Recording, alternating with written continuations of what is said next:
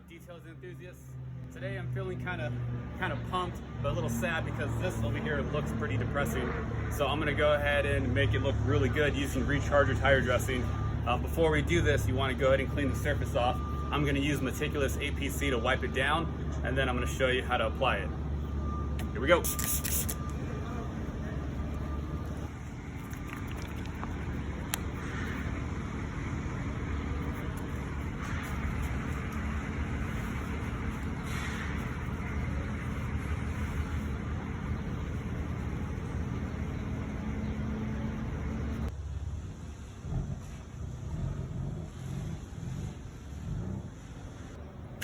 There you have it, detailers enthusiasts. It looks amazing. I'm gonna go ahead and finish it off, but I wanna show you guys a quick before and after and how I would apply this product.